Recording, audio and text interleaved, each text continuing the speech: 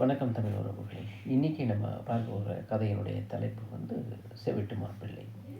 புதுசாக கல்யாணம் ஆன ஒரு நபர். அவருக்கு ஒரு பலத்த அடிபட்டதில் 2 காதுகளுமே கேட்காம போயிடுச்சு. ஆனால் இந்த ப்ராப்ளம் வீட்டுக்கு தெரியக்கூடாது அப்படிங்கிறதுல அவர் ரொம்ப தெளிவாக இருக்கார்.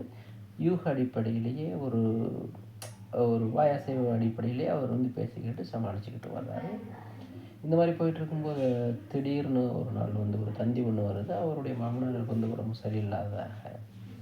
அப்போ அதை அவர் பார்த்த உடனே அவருக்கு ஒரு அதிர்ச்சி. இப்போ நம்ம போனோம்னா அதிகமாக பேசுகிற மாதிரி ஒரு சுச்சுவேஷன் வந்துடும். ஸோ இது எப்படி சமாளிக்கலாம் அப்படின்னு சொல்லிட்டு அவர் யோசிக்கிறாரு. யோசிக்கும் பொழுது ஒரு 3 கேள்விகளை மட்டும் பேசுவோம். நம்ம குறைவாக பேசுவோம், அதிகமாக பேசினா மாட்டிக்கிறோம் அப்படிங்கிற மாதிரி அவர் தனக்கு தான் யோசிச்சுட்டு 3 கேள்விகளை ரெடி பண்ணுறாரு.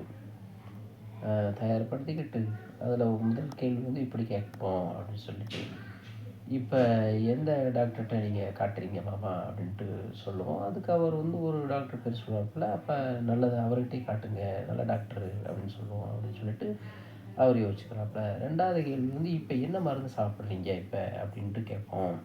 அதுக்கு ஏதாவது ஒரு மருந்துடைய பேரை அவர் சொல்லுவார். நல்லது, அந்த மருந்தே சாப்பிடுங்க அப்படின்னு சொல்லலாம் அப்படின்னு நினைக்கிறாரு.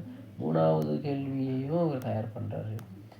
அதாவது ஏதாவது இடங்களில் போயிட்டு ஓய்வெடுங்க அப்படின்னு சொல்லிட்டு ஏதாவது ஒரு ஊர் பேரை நம்ம 2 பேரும் சொல்லுவோம். அவர் ஒரு ஊர் பேரை சொல்லுவார். சரி, அந்த இடமே போங்க அப்படிங்கிற மாதிரி அவர் தனக்கு தானே ஆயத்தப்படுத்திக்கிட்டு ரொம்ப தைரியமாக வீரநடை போட்டு போகிறாரு மாமனார் வீட்டுக்கு. போன மாதிரி போய் அவரை போய் பார்க்குறாரு. பார்த்த உடனே முதல் கேள்வியை அவர் கேட்குறாரு. இப்போ எந்த டாக்டர்கிட்ட காட்டிக்கிட்டு இருக்கிறீங்க அப்படின்ட்டு கேட்குறாரு. மாமனார் நோயினுடைய அந்த கொடுமை சலிப்பில் சொல்கிறாரு, ஆமாம், நமக்கு என்ன டாக்டர், நீ எமன் தான் எனக்கு டாக்டர், நீ எந்த டாக்டர்கிட்ட காட்டுறது அப்படின்னு சொன்ன இவர் மாப்பிள்ளை சொல்கிறாப்புல, வெரி குட், நல்ல டாக்டரு, அவர்கிட்டே காட்டுங்க அப்படின்னு. அப்போ மாமனார் கோபம் அடைகிறாரு. கோபம் அடைஞ்சு அடுத்த கணமே இவர் அடுத்த கேள்வி கேட்குறாரு. இப்போ மருந்து என்ன மருந்து சாப்பிட்டுருக்குறீங்க அப்படின்ட்டு.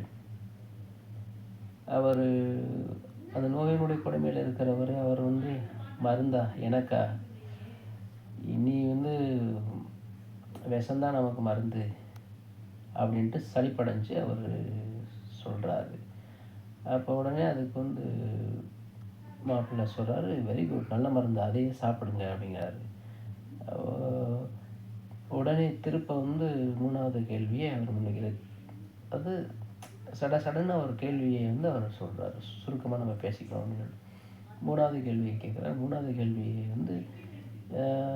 ஏதாவது ஒரு இடங்களுக்கு போயிட்டு ஓய்விடுங்க மாமா அப்படின்னு சொல்லிட்டு ஊட்டி போங்க, கொடைக்கானல் போங்க அப்படிங்கிற மாதிரி அவர் சொல்கிறாரு. அவர் ஏதாவது ஒரு ஊர் பேரை சொல்லுவார்னு நினச்சிக்கிட்டு.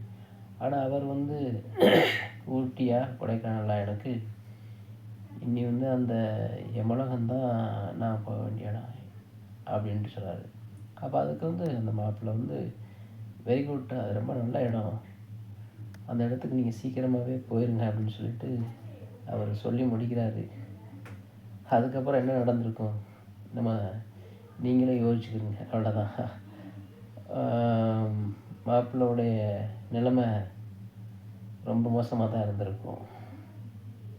வணக்கம்.